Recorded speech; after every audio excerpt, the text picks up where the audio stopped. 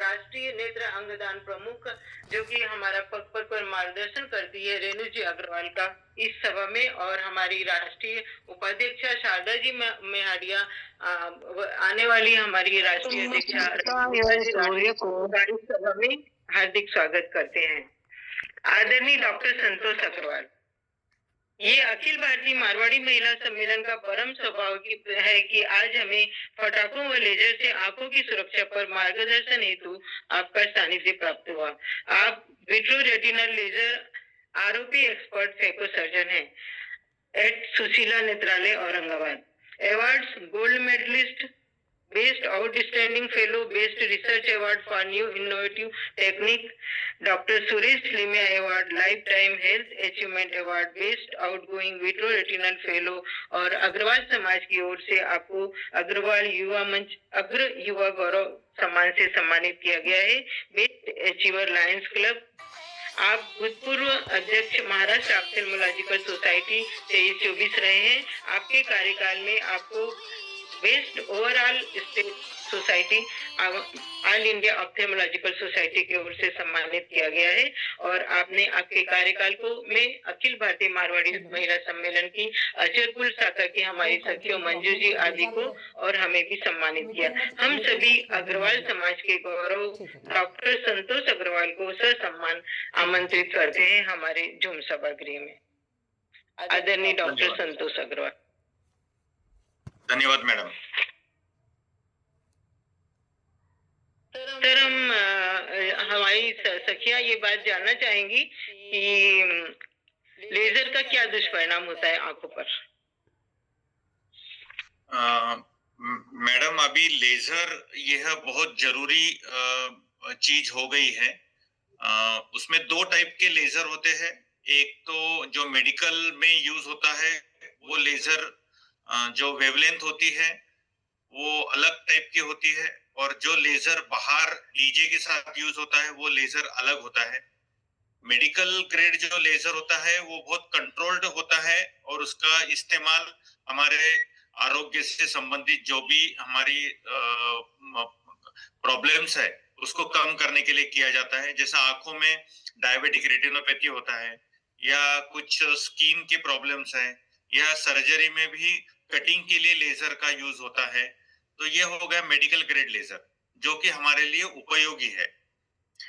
उसके दौरान भी हम एक गॉगल का इस्तेमाल करते हैं। हमारे साथ वाले जो खड़े होते हैं वहां पे पैरामेडिकल लोग, जो कि लेजर से आंखों को इंजुरी ना हो इसलिए उसका विशेष एक गॉगल होता है, उसका इस्तेमाल करते हैं। लेकिन आज जो हम देख रहे हैं कि त्योहार जो मनाते हैं, हम उत्सव मनाते हैं, तो पर्व मनाते हैं, तो उसमें डीजे का यूज बहुत बढ़ गया है। तो डीजे के साथ जो लेजर यूज होता है वो लेजर मेडिकल ग्रेड नहीं होता है, वो हमारे आंखों पे दुष्परिणाम करता है, हमारे स्किन पर भी दुष्परिणाम करता है। तो उसका इस्तेमाल जो करते हैं उसका इस्तेमाल नहीं होना चाहिए। और अगर इस्तेमाल करना जरूरी हो, क्योंकि हमको तो उत्सव मनाना है, कुछ न कुछ तो करना चाहिए, तो लेजर का जो रेज रहता है वो आंखों पर ना आए, आकाश की तरफ, आसमान की तरफ उसका निर्देश होना चाहिए, ताकि हमारे आंखों और स्किन और बॉडी के जो बाकी अवयव है उस पर उसका असर ना हो। तो सर, इसके लिए गवर्नमेंट को क्या करना चाहिए?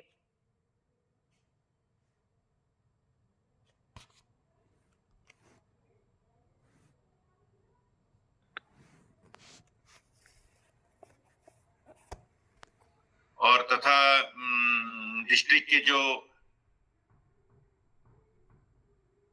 मैंने लेटर लिखा था, ईमेल भेजा था कि लेजर का हमारे आंखों पे क्या असर होता है, और हमने कुछ पेशेंट्स के भी इंटरव्यू और उनके फोटोग्राफ्स भेजे थे कि भाई आंखों पर जो लेजर का कंसंट्रेशन होता है, तो हमारा जो रेटिना होता है, पीछे का रेटिना एक पर्दा होता है आंखों पे, तो उस पर कॉन्सेंट्रेट होते हैं वो लेजर रेज, और उसकी हीट से हमारा मैक्यूला जो बहुत डेलिकेट ऑर्गन होता है आंखों का, उस पर असर होता है, वो जल सकता है, ब्लीडिंग हो सकता है, और कभी कभी आंखों की नजर हमेशा के लिए जा सकती है, अंधत्व आ सकता है। तो हमने ये सब उनको आगाह किया था, तो काफी डिस्ट्रिक्ट्स ने इस पर बैन किया था। लेकिन जैसी पब्लिक डिमांड ज्यादा होती है तो लोगों को फिर से उनको उन्होंने शुरू कर दिया। तो मैं गवर्नमेंट से विनती करूंगा और पब्लिक से भी विनती करूंगा कि लेजर का इस्तेमाल कीजिए, लेकिन उसका प्रॉपर वे से इस्तेमाल करना जरूरी है।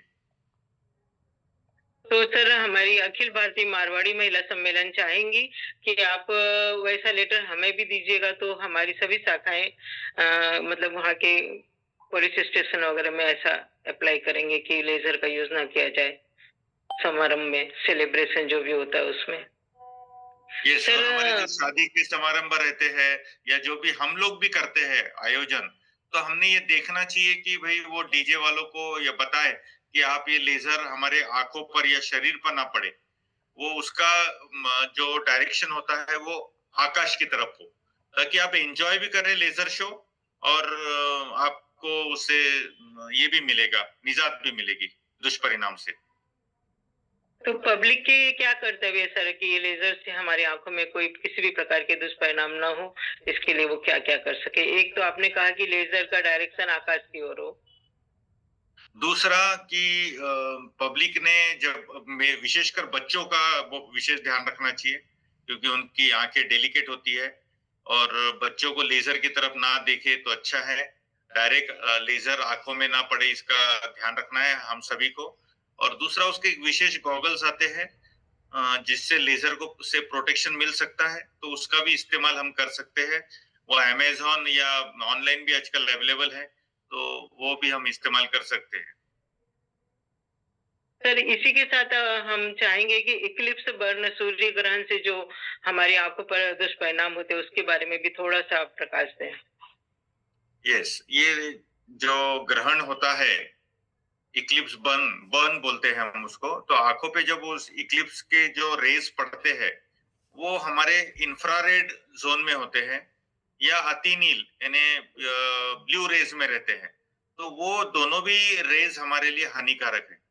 अगर वो आंखों में जाते हैं और मैक्यूला जो डेलिकेट मैंने पार्ट बताया आंखों का, उस पे अगर कॉन्सेंट्रेट होते हैं तो बर्न हो सकता है, ब्लीडिंग हो सकता है और उससे हमारी अंधत्व आने के चांसेस होते हैं। इक्लिप्स बर्न बोलते हैं उसको। तो हमने इक्लिप्स को डायरेक्टली नहीं देखना चाहिए। जब भी देखे उसका एक स्पेशल ग्लास आता है, फ्रॉस्टेड ग्लास बोलो या फिर उसको हम स्पेशल गॉगल आते हैं, उसके थ्रू हम उसको देख सकते हैं ताकि हार्मफुल रेज से हम बचाव कर सके। जी सर, बहुत बहुत धन्यवाद सर आपका। अब हमारी सखियों का आप थोड़ा सा पटाखों से किस तरीके से अपनी आंखों को बचा कर रखें?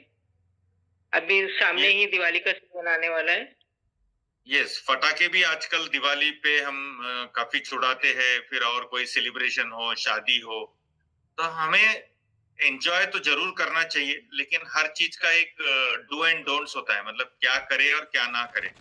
उसका अगर हम पालन करते हैं, तो मुझे लगता है कि हम काफ़ी चीज़ों से मतलब हानिकारक चीज़ों से बचा जा सकता है, इंजरी से बचा जा सकता है। अब दिवाली के वक़्त जब भी हम पटाखे छुड़ाते हैं, तो हमने देखना चाहिए कि 2 बातें हैं। एक तो एनवायरमेंटल फैक्टर है कि हमारा एनवायरनमेंट भी डैमेज ना हो। तो पटाखे भी छुड़ाए तो थोड़ा ओपन स्पेस में छुड़ाए और एक लिमिट होना चाहिए हर चीज को, कितना छुड़ाना चाहिए। अनलिमिटेड रात भर ऐसा जो चलता है, मुझे लगता है वो ठीक नहीं है। उसके आवाज से बोलो और उसके जो फ्यूम्स निकलते हैं और उससे इंजरी भी हो सकती है और ऐसे हादसे काफी हमने सुने भी हैं, देखे भी हैं। तीसरा, आंखों पे असर ना हो, आंखों को इंजुरी ना हो, क्योंकि आंखें बहुत इंपॉर्टेंट चीज है। अगर ये हमारी विजन डैमेज हो जाती है तो हमारी जिंदगी पूरी स्पॉइल हो जाएगी। तो उसके लिए हम कुछ विशेष रूप से ध्यान रखना चाहिए, जैसा पटाखे छुड़ाते समय मैंने बताया ओपन स्पेस में करें, ना कि कंजेस्टेड गलियों में। जो गलियां बहुत तंग होती है उसमें ना छुड़ाएं।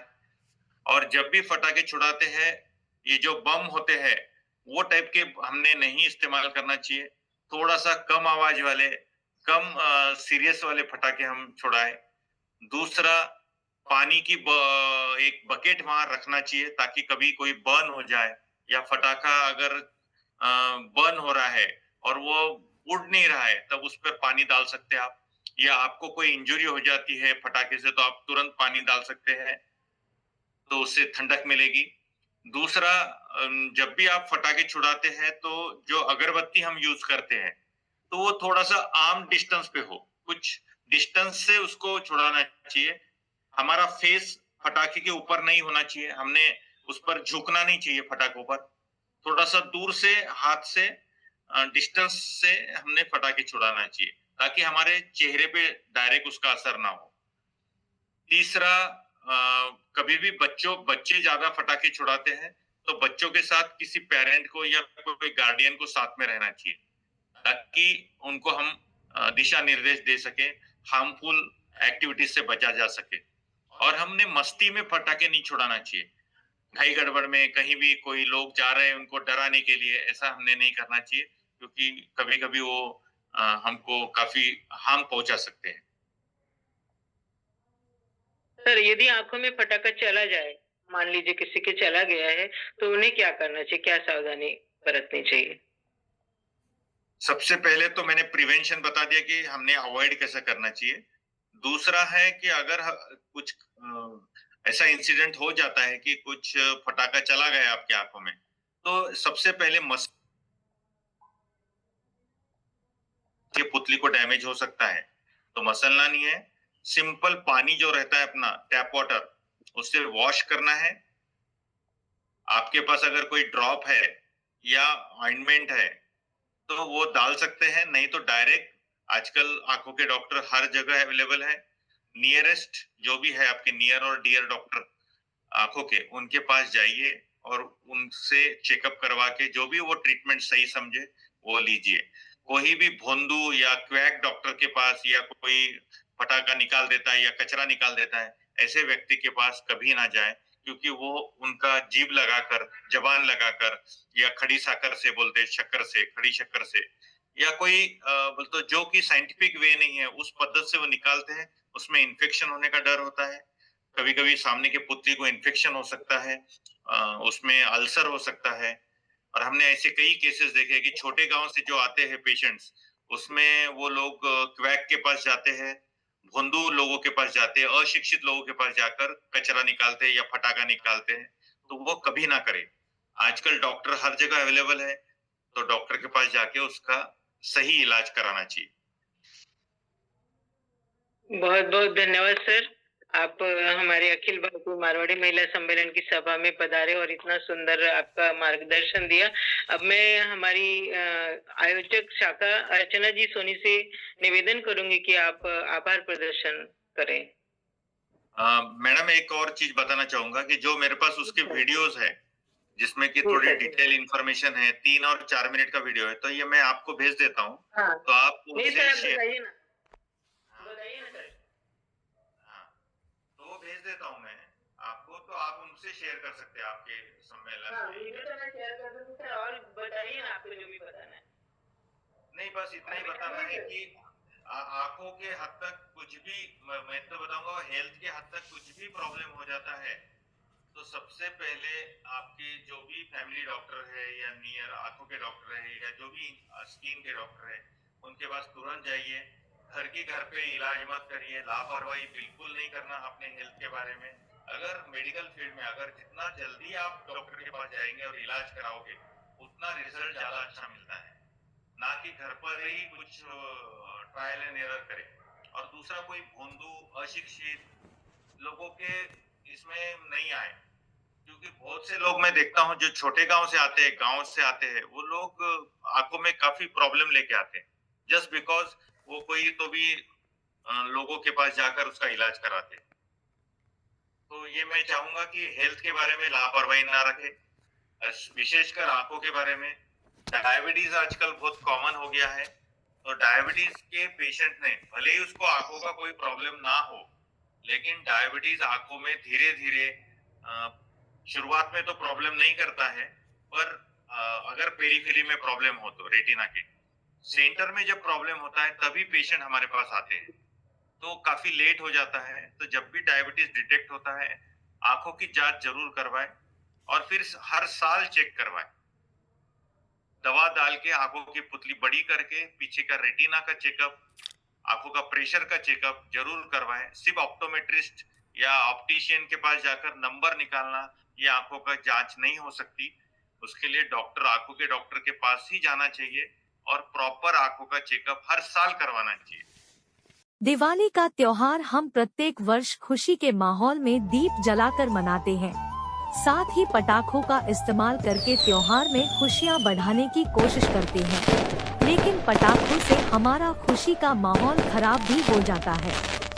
चैनल की आज तक की रिपोर्ट के मुताबिक पटाखों से प्राकृतिक के साथ साथ शारीरिक नुकसान भी हुआ है।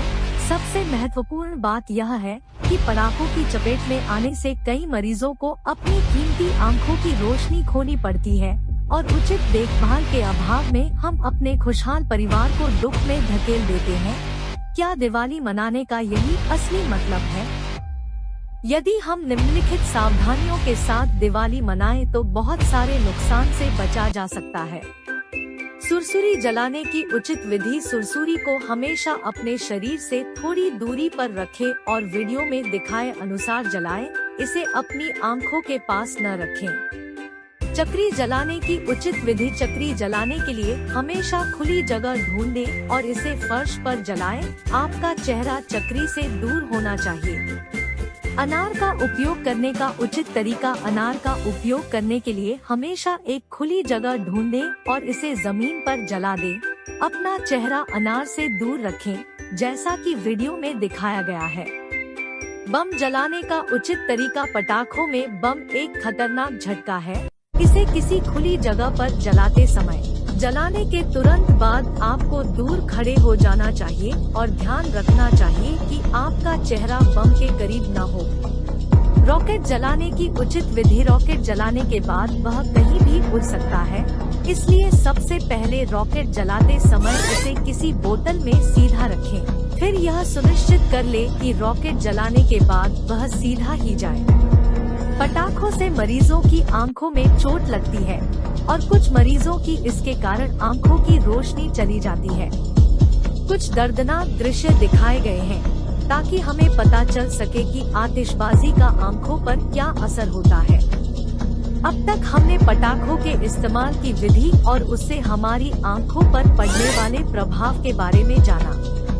अब आइए जानते हैं कि पटाखों का इस्तेमाल करते समय किन बातों का ध्यान रखना चाहिए।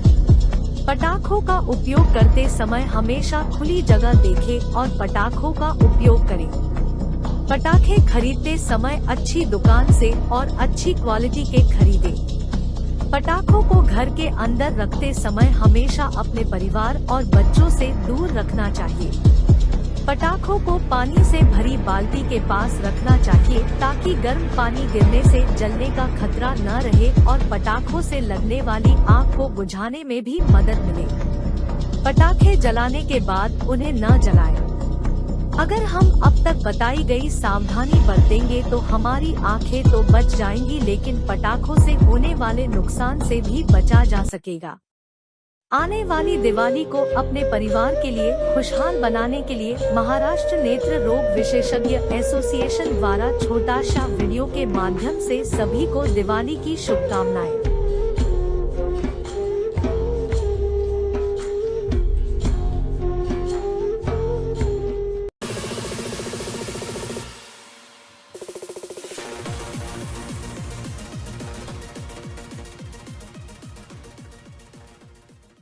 लेजर शो का आंखों पर हानिकारक प्रभाव।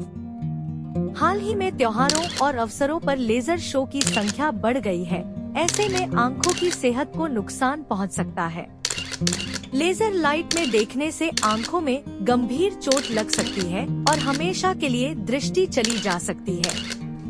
पहले भी कई मरीज आंख में रक्तस्राव और रेटिना में सूजन की शिकायत लेकर नेत्र रोग विशेषज्ञ के पास आ चुके हैं। अगर लेजर सीधे आंख के रेटिना पर मौजूद नाजुक रक्त वाहिकाओं पर पड़े तो रक्तस्राव, दृष्टि क्षीणता और कई बार अंधेपन का खतरा रहता है। अमेरिकन एकेडमी ऑफ ऑप्थेल्मोलॉजी की रिपोर्ट के मुताबिक 5 मिल वॉट से ज्यादा पावर वाली लेजर लाइट रेटिना को नुकसान पहुंचा सकती है और हमेशा के लिए अंधापन भी हो सकता है। लेजर लाइट की किरण को ऊपर या आसमान की तरफ रखना चाहिए ताकि वह लोगों की आंखों में न जाए। आँख के अगले हिस्से पर चोट लगना, रोशनी के प्रति असहिष्णुता, दृष्टि क्षीणता, आँखों से पानी आना और अन्य लक्षण दिख सकते हैं। लेजर एक दोधारी तलवार है। यह तभी उपयोगी है जब इसका सही तरीके से, सही कार्यों के लिए, सही समय पर और सही अवधि के लिए उपयोग किया जाए, अन्यथा व्यक्ति को जीवन भर इसके दुष्प्रभावों को झेलना पड़ता है। निम्नलिखित दिशा निर्देशों का पालन करके आँखों को होने वाले नुकसान से बचा जा सकता है। लेजर लाइट 5 मिलीवाट से कम होनी चाहिए। लेजर लाइट से दूर रहें। ध्यान रखें कि लेजर लाइट सीधे आँखों में न जाए। बच्चों को विशेष देखभाल की आवश्यकता होती है। लेजर लाइट की किरण को ऊपर या आसमान की ओर निर्देशित किया जाना चाहिए ताकि यह सीधे लोगों की आंखों में न जाए। लेजर शो का पंजीकरण और दिशा निर्देशों का अनुपालन लागू किया जाना चाहिए। लेजर लाइट के कारण आंखों में शिकायत होने पर किसी भी व्यक्ति को नेत्र रोग विशेषज्ञ की सलाह से तुरंत इलाज करवाना चाहिए। लेजर लाइट से आंखों पे होने वाले जख्म के संबंध में महाराष्ट्र नेत्रतज्ञ संगठना द्वारा जनहित में यह प्रेजेंटेशन प्रकाशित किया है। अर्चना जी, सोनी, हाँ, आप आभार प्रदर्शन करिए। सभी जूम सभागृह में उपस्थित सभी को जय श्री कृष्ण। राष्ट्रीय अध्यक्ष अर्चना अंजू जी। दीदी, आवाज, हाँ,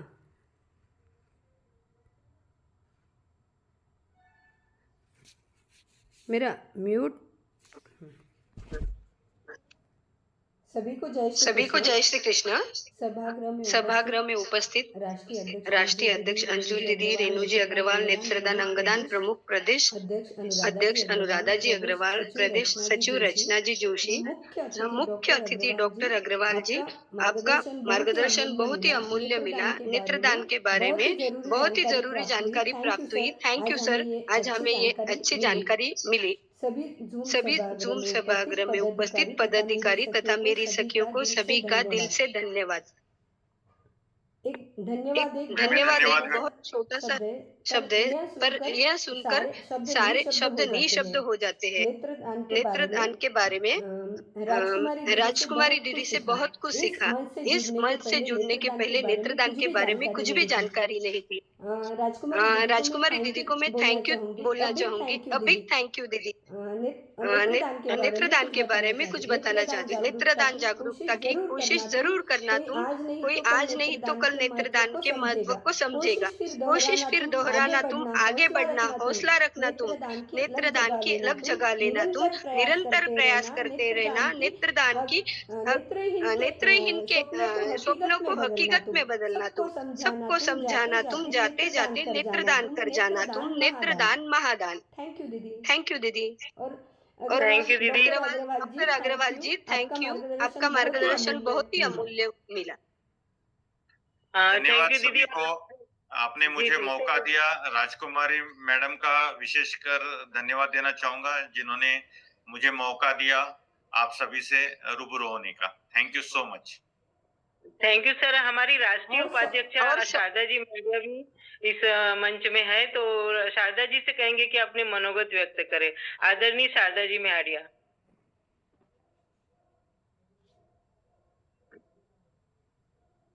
म्यूट है वो। हाँ। शारदा जी आप म्यूट हैं। आदरणीय शारदा जी मेहाड़िया।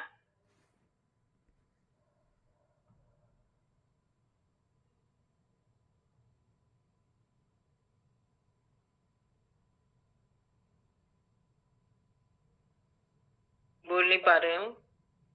धन्यवाद सर आपका, आप पधारे और हमारी सखियों को इतना सुंदर लेजर पर और फायर किकर पर मार्गदर्शन दिया। ये सब कुछ नया था हमारी सखियों के लिए, तो आपका बहुत बहुत धन्यवाद।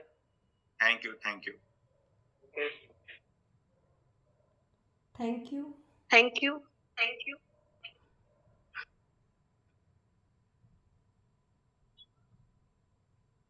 मीटिंग ऑफ कर दीजिए दीदी। हाँ ठीक है, हाँ ठीक है।